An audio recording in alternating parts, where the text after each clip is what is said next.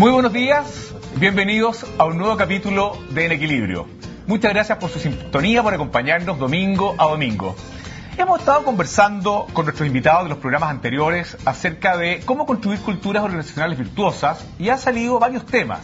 Entre ellos, el poner a la persona en el centro del modelo de negocio. Entre ellos también una forma de liderazgo con sentido humano. La importancia de que la compañía tenga un propósito y que el trabajo tenga un sentido. Relaciones de confianza, de felicidad, de compromiso. Incluso recordemos que el presidente de la SOFOF hablaba de construir la confianza mirándose a los ojitos, en relaciones directas, personales, cercanas, etcétera, etcétera.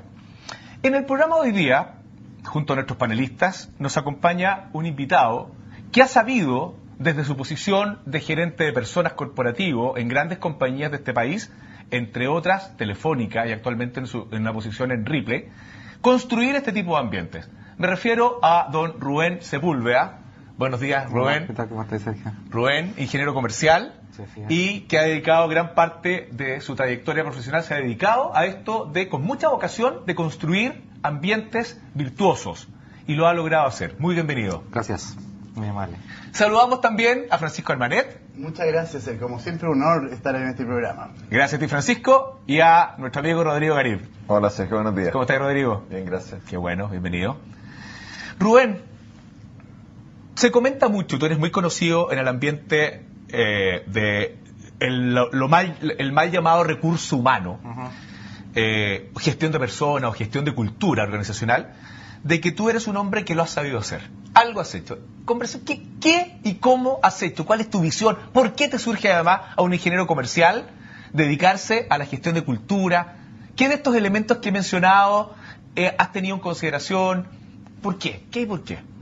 Mira, yo creo de que aquí en realidad no hay una receta en particular. O sea, muchas veces uno trata de ver y mirar esto en retrospectiva.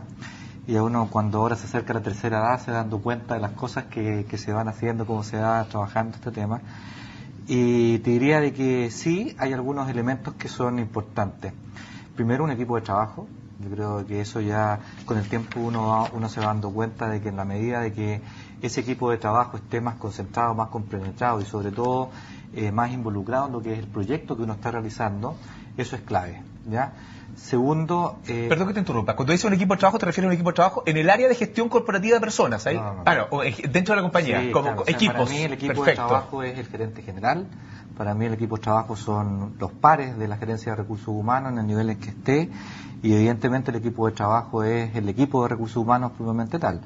O sea, Perfecto. sin ese equipo, porque cuando tú ya te empiezan a hablar de que tienes que convencer a la gerencia, como que si fuera parte de otro equipo, ya el tema ya se empieza como a tocar de Mira una forma distinta. Entonces, evidentemente, el equipo de trabajo tiene que estar involucrado. Y evidentemente hay veces que eso cuesta un poco más que los feligreses entren a la capilla, uno se demora un poco, pero al final del camino, si hay un plan construido de una manera en la cual todos se sientan involucrados con el sentido, yo creo de que eso facilita sin duda alguna. O sea, para mí... Pero esta compañía existía hace muchos años con la misma administración y tú hiciste un cambio importante. Eso es lo que se sabe en el mercado, por lo menos, de que tú has cambiado.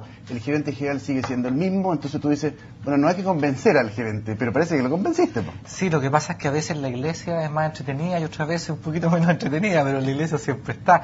Entonces, yo diría de que a ellos sí hay que hacerles ver efectivamente que este círculo virtuoso de personas satisfechas logra clientes satisfechos, y clientes satisfechos en definitiva es un buen lugar para invertir, un buen lugar para comprar, o dependiendo del tipo de industria al cual tú te enfrentes. Te das cuenta, cuando tú empiezas a hacer las correlaciones que te demuestran efectivamente de que la satisfacción de las personas al interior de la organización te genera cambios en términos de rentabilidad, te genera cambios en términos de los parámetros propios de recursos humanos, licencias médicas, etcétera, con todos los programas que uno va haciendo, evidentemente eso hace que la iglesia esté más feliz.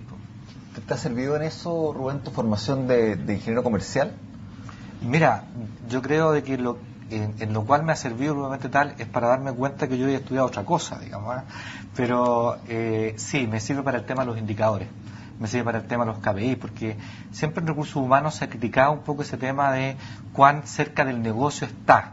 Entonces, la verdad es que yo creo que Recursos Humanos está cerca del negocio realmente cuando los procesos que Recursos Humanos hace logran cambio y transformación en la compañía, y eso evidentemente se tiene que ver con algún número en productividad, con algún número en satisfacción. Hay que partir entendiendo de verdad el negocio, incluso en el detalle. Sin duda. ¿Ah? Sin Porque duda. claro, tú lo que haces es articular para que el negocio resulte como tiene que resultar, que es una visión, ojo, que hay una visión, a mi juicio por lo menos, de enfoque de gestión de personas un poco diferente a lo que tradicionalmente hay, que es como una unidad muchas veces como de apoyo, ¿ah? Es una suerte de contabilidad en relación a la finanza o en relación al negocio, y no es así, sino que es el negocio mismo, porque es en la cultura es donde se toman las decisiones, donde las cosas pasan. Claro. Entonces tiene que ser necesariamente funcional al negocio, para eso hay que tener una comprensión del negocio, ¿ah?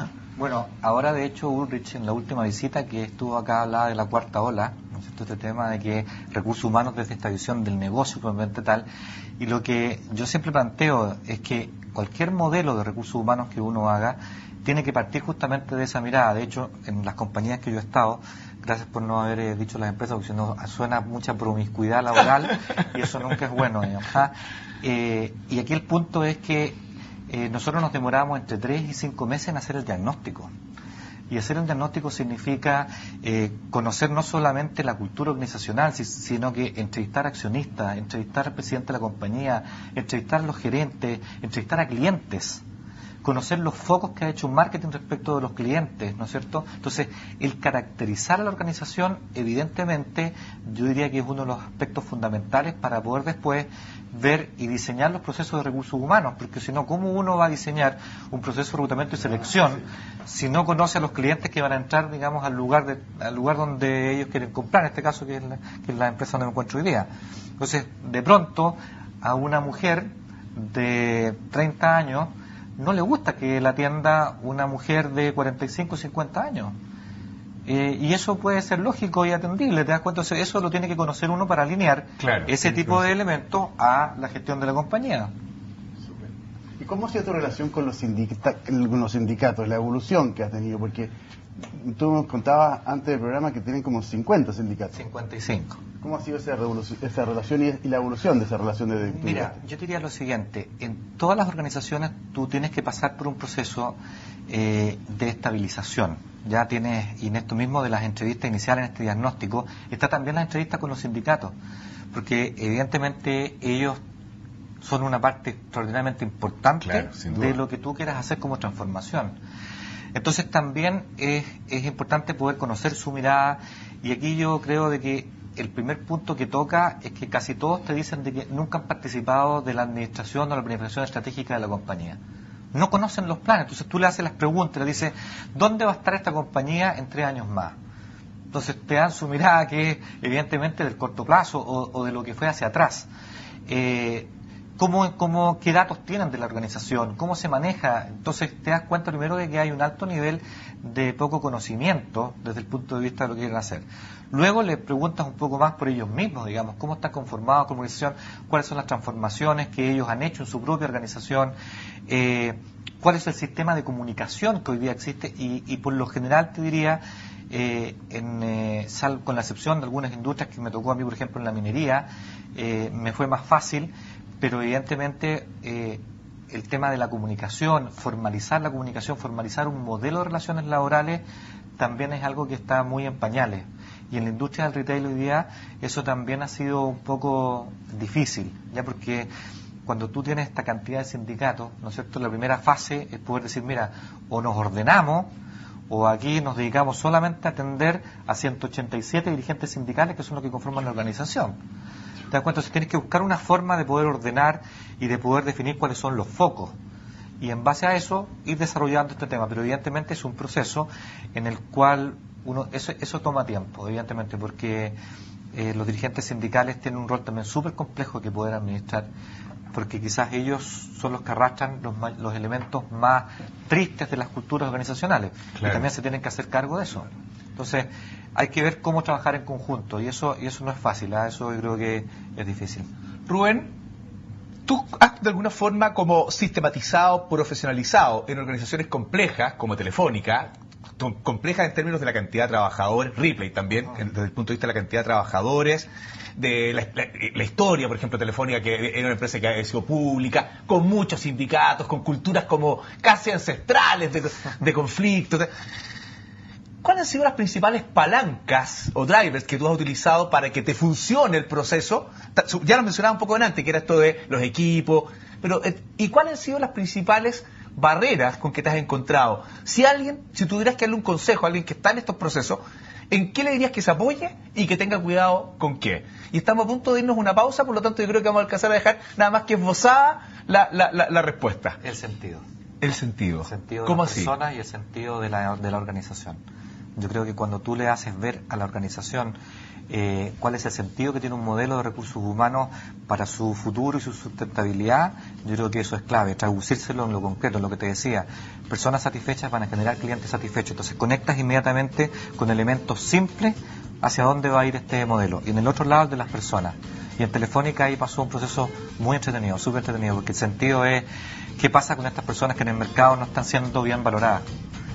Porque lo que tú dices evidentemente se estaba dando ya, de que en Telefónica era así. Vamos a una pausa, vale, y encantado. seguimos conversando en unos minutos de cómo poder construirlo y qué es lo que ha hecho Rubén Sepúlveda para hacerlo.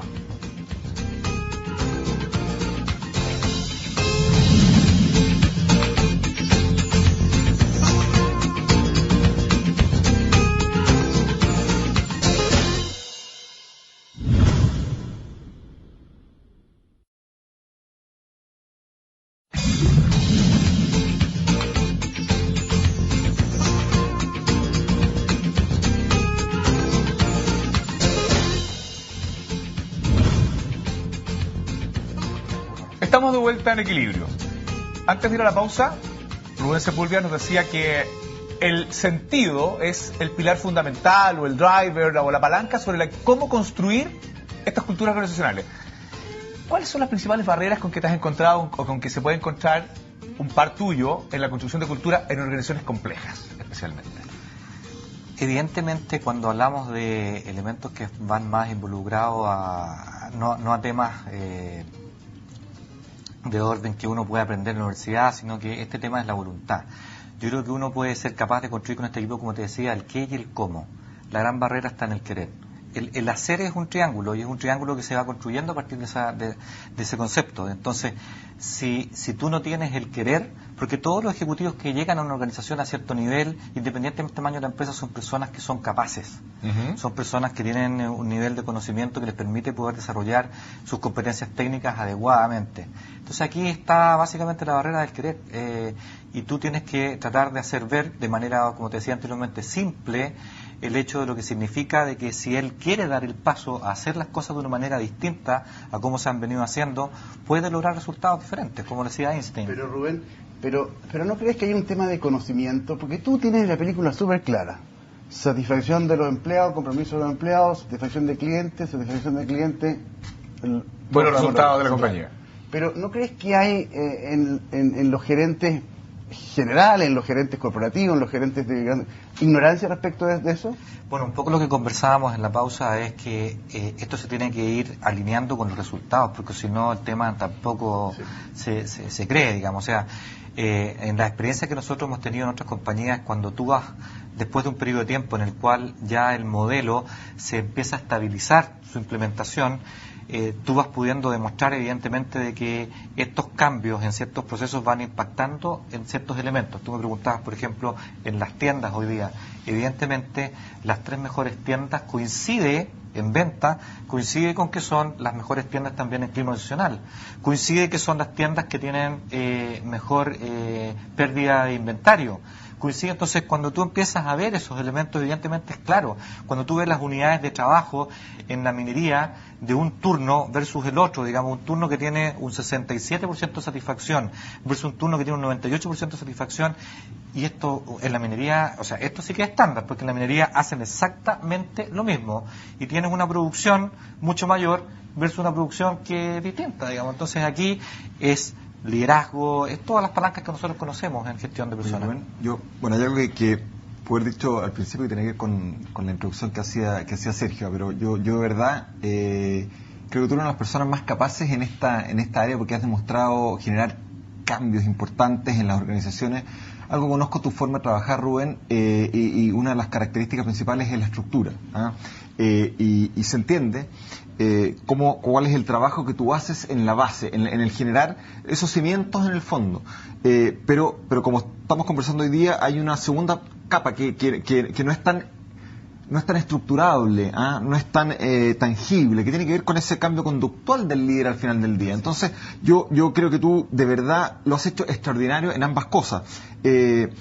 Me es más fácil ver lo que has hecho a nivel de capas, a nivel de lo que uno sabe que tiene que hacer, de la parte que uno dice, esto hay que hacerlo en todas.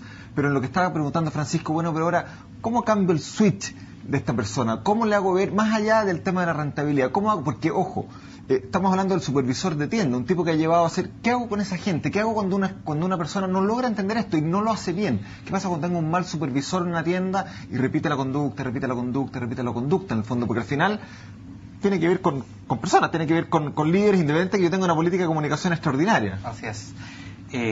Los procesos tienen que tener consecuencias. O sea, eso es parte del modelo. El proceso de recursos humanos, para que sea estratégico, no tiene que estar necesariamente alineado con el negocio como fin último. El modelo de recursos humanos tiene que permitir que los procesos básicos de recursos humanos estén alineados entre sí. Eso es lo primero. Entonces, por ejemplo, esas consecuencias se generan en que un jefe, para poder subir de jefatura a subgerencia o de subgerencia a una gerencia de línea, tiene que tener a lo menos un 75% de satisfacción en su área.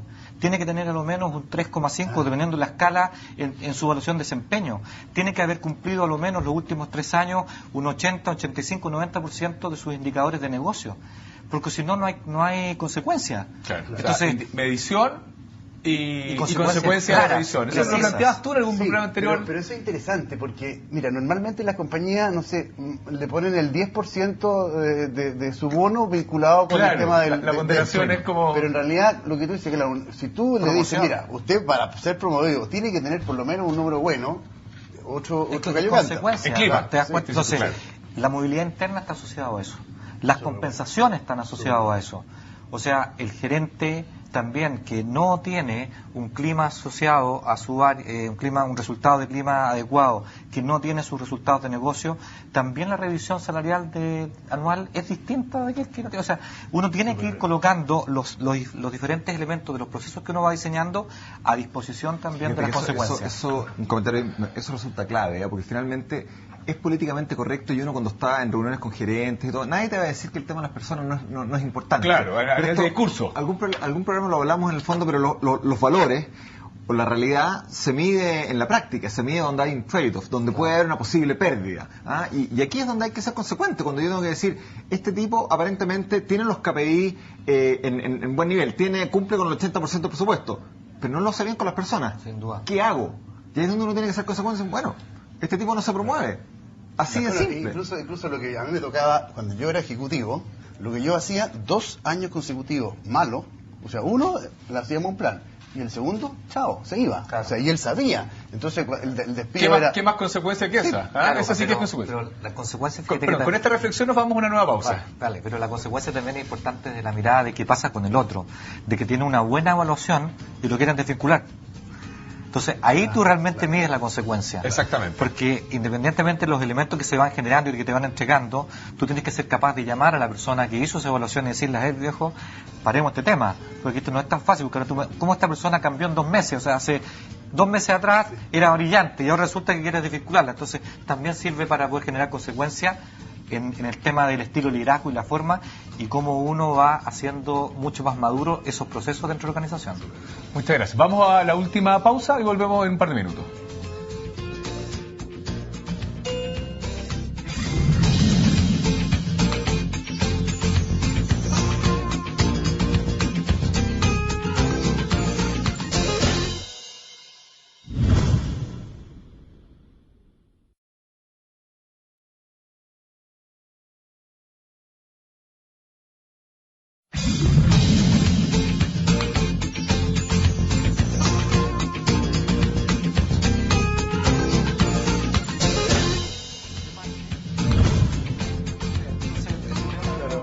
Estamos de vuelta en Equilibrio con Rubén Sepúlveda, gerente corporativo de recursos humanos de Ripley. Rubén. Y que ahora estoy explorando en la línea. Así que... Y ahora sí, además Rubén está explorando la línea, así que está como biministro, entiendo. Soy biministro, así es. De biministro. Pero no quiero soltar lo otro todavía. En personas y en la línea, Sí. y en el corazón de la Así línea, es, sí. como en Gerente de supply chain. chain y retail. Excelente. Qué bueno tener a un hombre con tu convicción en el corazón de la línea. Sí, permite también poder empujar más rápido, agilizar el proceso. Pero también muchos. eso habla también de cómo la compañía ha absorbido en el fondo la importancia del tema, porque tomar a la persona que ha liderado el proceso de personas, en el fondo, ¿sabes qué más? Te voy a poner un cargo que es core del negocio. Eso habla también de decir, bueno, acá se vio que la pega está bien hecha, se nota que hay una estructura que finalmente es funcional al negocio, por lo tanto es clave. Así es. Rubén, lo que está ocurriendo hoy día en materia de cultura, todo lo que tú has venido trabajando y lo que está pensando, nosotros trabajamos con muchas organizaciones donde lo que vemos es que claramente hay un cambio, es decir, hay un antes y hay un después que se viene produciendo, y te diría, durante los últimos 15 años, con mucho más énfasis en los últimos 6 tal vez. Desde pasar de una cultura del control, de la desconfianza, del abuso, a lo que estamos hablando hoy día, una cultura donde existan relaciones de confianza, de felicidad incluso, que llevan a los mejores niveles de compromiso. ¿Cuál es el estado actual del arte? Tú que has estado dedicado a esto, ¿cómo está? ¿Qué tan masivo está esta toma de conciencia en general en las organizaciones? ¿Falta mucho? ¿Cómo lo ves tú? ¿Cuál sería tu mensaje en los últimos minutos que nos quedan del programa en esa línea, si tuvieras que dar alguno? Mira, yo creo de que lo que he visto positivo es que se ha vuelto a las bases y a la naturaleza de la gestión de personas. Yo creo que hay muchas personas que han tratado de poder generar programas, como lo conversábamos con Rodrigo recién, programas spot para poder tratar de hacer una cosa que es como un fuego artificial, que nosotros lo llamamos de esa forma. Pero yo creo que volver a las bases, porque lo que tú dices es tan cierto, de que estamos con una corriente que es distinta, donde sitúa al individuo dentro de la organización, no al trabajador, al individuo dentro de la organización de una manera distinta. Entonces, si realmente creo de que somos capaces de volver a mirar a las bases de la gestión de personas, a lo básico, para poder alinear esa ola que estamos viviendo, creo que vamos a tener resultados distintos, porque con esa mirada tenemos que volver a decir qué es lo que estamos haciendo en reclutamiento y selección, qué es lo que estamos haciendo en capacitación, qué es lo que estamos haciendo en desarrollo, qué es lo que estamos haciendo en compensaciones. Pero hay una mirada también que dice, no, es que si son autos Fórmula 1, hagamos al tiro un Fórmula 1. Yo diría, mira, analicemos de por qué se empezó a correr en Fórmula 1, cuáles fueron las claves. Entonces, vamos a lo básico. Yo creo de que ahí muchas veces se tiene como una que uno está retrocediendo, pero yo creo que es todo lo contrario. Es asegurando el alineamiento estratégico de los procesos con esa ola y ese entorno que estamos viviendo, que evidentemente es súper encachado cuando uno habla de felicidad. Yo creo que hay que felicitarte, Rubén, tenemos que traerte más a menudo a este programa. Y felicitar a los Calderón que te contrataron, porque realmente... ¿Y cómo está la compañía? ¿Cómo han ido los números finales de la compañía? Mira, el retail en particular es una industria que tiene sus bemoles, porque es moda, es tendencia. Entonces, claramente los ciclos del negocio van siendo marcados por ciertos elementos que son externos y que dependen de nuestros clientes, básicamente, pero mucho también de nuestros productos. Entonces, otra ventaja que también le asocio en este tema es poder, este espacio que te genera la organización de participar en la planificación estratégica. Entonces, uno puede perfectamente conocer y saber cómo ir alineando estos procesos de recursos humanos a esa estrategia del negocio. Y la verdad es que este año ha sido un año bastante positivo, bastante bueno. Nos ha permitido ya comenzar una internalización distinta, porque tener dos países todavía como que uno está con un primo hermano y ahora ya la familia creció. Estamos también en Colombia, felices, viendo cómo poder crecer allá, un país de más de 50 millones de habitantes. Entonces te ofrece oportunidades increíbles, con culturas también entretenidas de poder conocer, armar equipos allá. Perú también creciendo mucho, y aquí en Chile tratando de lograr un modelo que sea altamente eficiente, un modelo de que pueda trabajar en conjunto y en la mano con las personas que están dentro de la organización, y un modelo que evidentemente pueda causar un resultado diferente a lo que se ha hecho en el retail antes. Generar orgullo importante. Déjame sacar una... Y con eso terminamos, Rodrigo. Lamentablemente tenemos miles de preguntas, pero el tiempo nos pilla siempre. Una cosa nomás que creo que no hemos tocado con la suficiente profundidad en todos los programas, que tiene que ver con el alineamiento estratégico, en el fondo, que la cultura tiene que estar alineada con la estrategia. A veces nos olvidamos de eso y buscamos un indicador de confianza, de compromiso, de felicidad, y nos olvidamos que la cultura es la que hace el negocio. Por lo tanto, si la cultura no está alineada con la estrategia, la verdad es que no tiene mucho sentido. La respuesta vamos a tener que tenerla en un próximo programa que nos encantaría en la próxima temporada invitar a Rubén Sepúlveda. Muchísimas gracias Rubén, que ganas de seguir conversando contigo. Las preguntas son muchas porque estamos hablando de el cómo específicamente esto se hace de una persona que ha logrado hacerlo en relaciones complejas. Muchísimas gracias. Gracias a ustedes. Y a nuestros panelistas lo mismo, Francisco, Rodrigo, muchísimas gracias. Y a ustedes sigan en la compañía de CNN Chile y nos vemos el próximo domingo en una nueva versión de En Equilibrio. Muchas gracias.